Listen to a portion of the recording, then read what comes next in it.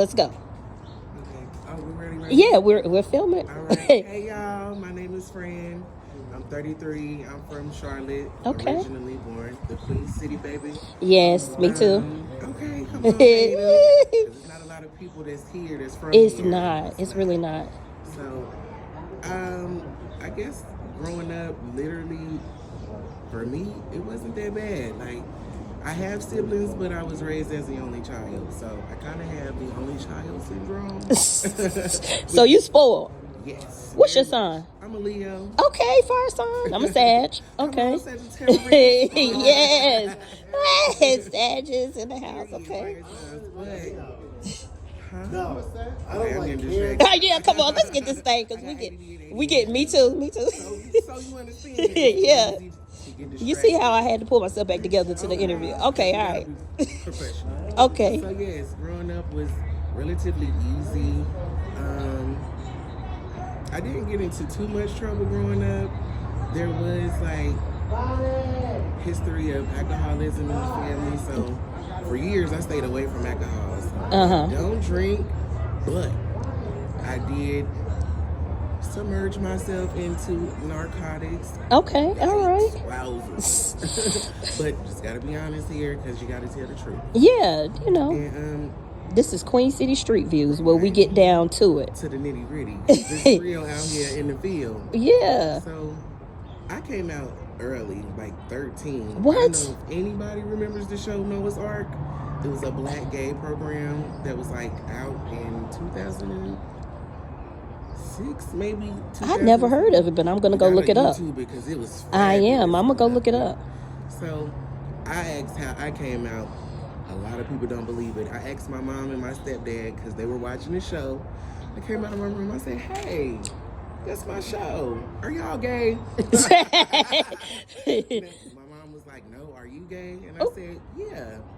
And it got quiet. So I'm like, "Y'all ain't gonna say nothing?" My stepdad was like, "No sex in the house." He was like, that was the main thing he was concerned about. That was it. That was all. That was it. That is good. Literally. Well, it wasn't good at first. Oh, okay. Okay, well, go ahead. Tell us about it. My mom was a little bit in denial.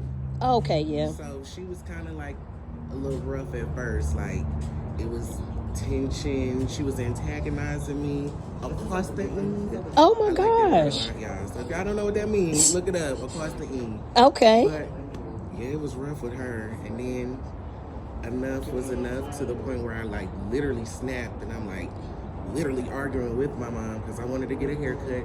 And she was like, "You people don't get haircuts." What? I'm like, "You people." Now, us as colored people, right. know how that feels. Exactly. Don't do that. Don't, because why would you ostracize me and I'm your child? Right. But we have grown past that. Okay. I love my mom to pieces. That's my best friend in the world. Okay. But at first, coming out as gay to her was not. Okay. So would you say you get a lot of love from the streets? I get a lot of love from pretty much any and everybody. Okay, I can see that. Yes, because all you have to do is share your smile with somebody. Right. You never know what that could do for somebody. It could change somebody's life. It could. For example, customer service, it sucks working in customer service because the customers are going to come in and take all their frustrations out on you. Exactly. And you ain't had nothing to do with that. You did not put your booty in their cornflakes. Right, exactly. And they come in and take it out on you. And then that'll change a person's whole mood. And then they're like, "Oh, I fucking hate this job." Oh, can we curse? Yeah. Well, you really, I mean, every now and again, it has to happen. You just gotta, Yeah. tone it down. Yeah, exactly. You just have to realize that that little smile could brighten up their whole day. Exactly. And everybody's going through something. We just don't speak about it. Because when you think about it, when people are walking past each other and they're like, "How are you doing?" Nobody stays there long enough to actually listen to how a person's actually doing. Exactly. So they really don't care. They're just asking because it sounds like the right thing to do. Yeah. They don't care. Good in conversation. Exactly. But that isn't helpful. Like, we really need people to help us. Exactly. People of alternative lifestyle and heterosexual lifestyle. Would you say the alternative lifestyle, they try to help, because I don't know, I don't know if you told me, but are you homeless or? Yes, I am currently homeless. Okay. Unfortunately, but fortunately, and I say that because I put myself in this situation, unfortunately. And fortunately enough, being on the streets is teaching me a lot, and it's an eye-opening experience of Okay. what to do, what not to do again to be here, and who is really in your corner. Exactly. Because a lot of people will be like, oh, call me if you need anything. And when you call them, it's like, oh, I ain't got it. Right. They don't want to help. They don't. And it's like they have the means to help you, and you're not asking for a lot. You're not asking for an arm and a big toe. Right. You might be asking for a sandwich or a place to take a shower. Right. Just some help. Or take a nap for maybe 2 to 3 hours. They won't even do it. I noticed in there, like, a certain time, they started yelling, like, you got to get out. You know what I'm saying? It's just the way they treat... And they supposed to be helping people. And I'm like, really? Y'all gonna talk to people like that? Like, get out. You know, I really didn't appreciate that. And it makes you feel like, dang, nobody cares. Yeah, exactly. And you know what? It's so ironic. A homeless person actually told me, when you are a homeless person, you are at the bottom of the totem pole and nobody cares and you technically don't exist. Now, when I heard it, I was like, wait a minute. Yeah. I am somebody. Right, exactly. You're still a person. They teach you in cosmetology school. I am. You are somebody. Right. But the people on the street sometimes will make you feel like you ain't nobody. They just look over you and stuff like that. Exactly. Especially if you are a person that's of color and you're gay and or trans, they're going to look at you in utter and total disgust. And you could just be simply saying, excuse me, do you know what time it is? And they'll just hurriedly shoo you away like, yeah, I don't have no disease this thing. Exactly. Like, don't treat people like that. Seriously. It's hard, but I feel as though people just have to maintain the mindset of, I'm greatness. Yeah. And I am going to be okay at the end of the day and at the beginning of it too. Exactly. So you said earlier your goal is like not to stay out here. You're going to eventually, like, tell us what you plan on doing. I plan on first getting another ID because I don't have one currently. And are they helping you here?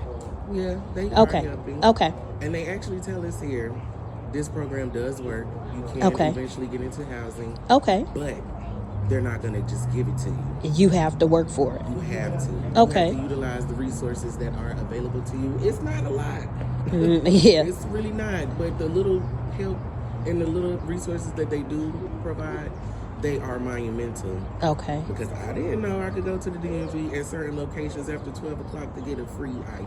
I didn't know that either. Yes, honey. Okay, see, you dropping jewels. Hello. The paper that they give you is highlighted different locations for you to go get a free ID. Okay. Print it out that day. It's no wait process, no mailing, because some of us don't got no mailing address to get right. Okay. And if you get it sent here, it's gonna get lost. A long time before you get it. Oh, okay, yeah. And some of us are trying to get jobs like me. Yeah. I would like to get back into the security guard field. Okay. I'm an armed security guard. I have my license. Oh, you packing? Yeah. Okay. And I know how to shoot too. So look, y'all don't even try to roll up. Okay. All right. So it's like, back up, sweetie. You will be taken out. Period. Okay. So that's another part of my plan is to first get the ID. Then, of course, I'm already applying for the jobs. Go to the interview, pass it with flying colors, and then start working and slowly but surely get my life back on track.